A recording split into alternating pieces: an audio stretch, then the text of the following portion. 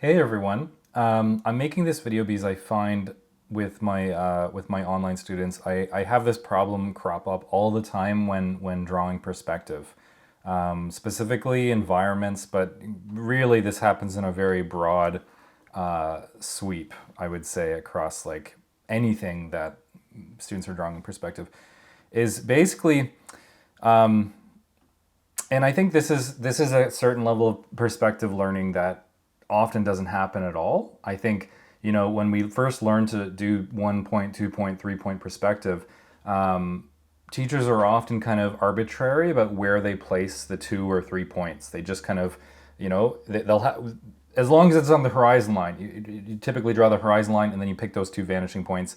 And, I remember hearing in high school that, you have 1 point that's kind of close to your composition or in the composition, and then 1 point that's very far away. That was all that we really heard about it. And there is a much more clear way to do this.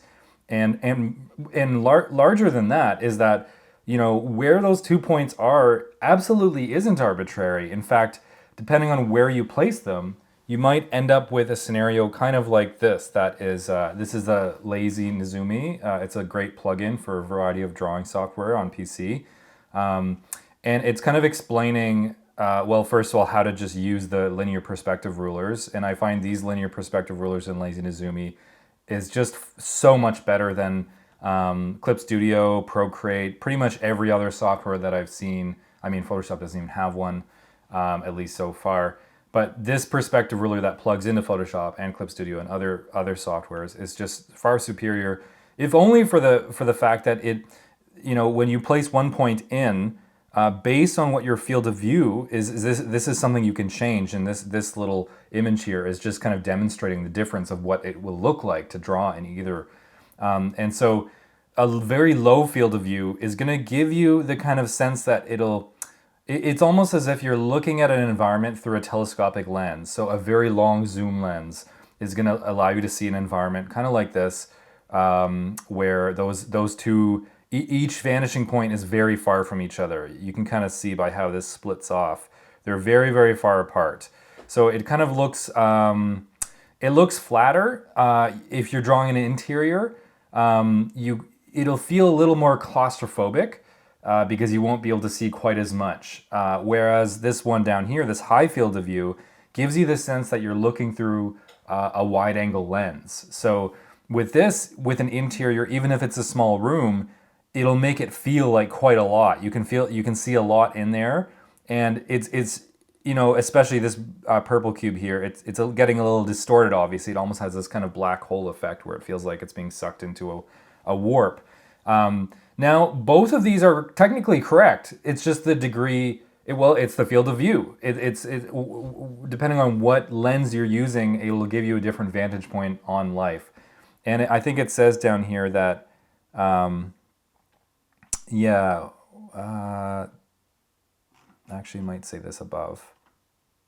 Yeah, so objects that appear further out from a 60-degree viewing circle can start to appear unnatural and distorted, but this can be used for artistic effect. So again, yes, it does feel distorted, but maybe there's room for that in your background because it's a tiny room and you actually want to show a lot, sure, then maybe there's reason to do this.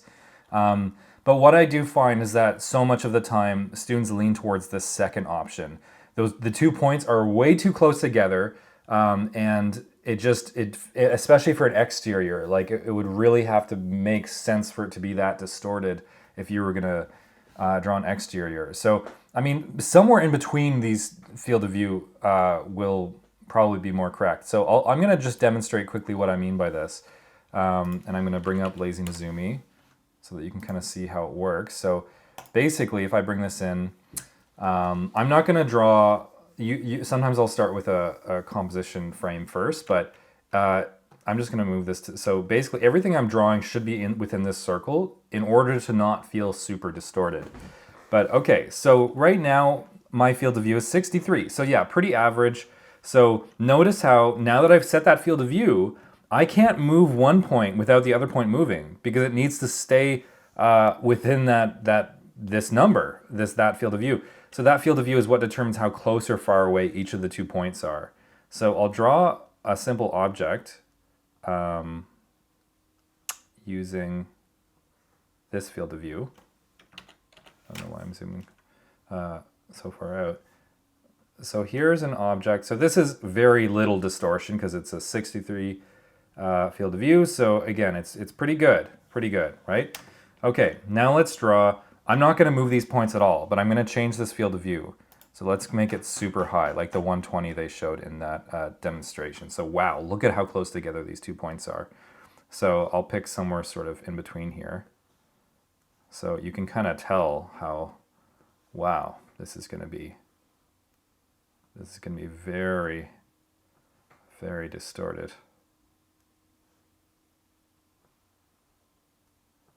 It's actually hard to even fathom what this, like how this would make sense compared to the other one.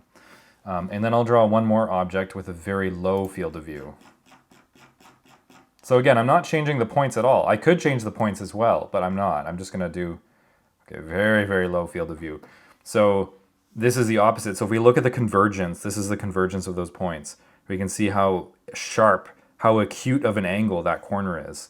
Now watch. So now, like, wow, this is even more, well, it's even more, see, it feels flatter. It's almost like, well, yeah, it's hard to compare. It's basically the effect of looking at something from very, very far away. I always, when I'm in my classes with students, I like to compare this effect to the effect of looking across a river at houses on the other side. Sometimes what will happen is you will actually see the house kind of like this. So you'll see it almost like it's an architectural drawing or something. Very odd, right? But this can actually happen. Again, it's kind of like this one. It's a high degree field of view, but it's almost like, I guess it would be 0. Those 2 points would be so far away that it would be hard to even kind of interpret. But just notice that, like this, I'm not saying this one is ideal, although it is the least distorted. There are times when you might want to use some degree, maybe not quite that intense of 120 degrees, but maybe you want to use that 90 degree or 80 degrees so that you see a lot in a room, or you want the environment, you want to see a wide epic vista of an outdoor environment. There's times when it can work, but you just need to be aware of that factor, of this field of view, because every other perspective ruler doesn't consider this, so everyone just ends up arbitrarily placing those 2 points.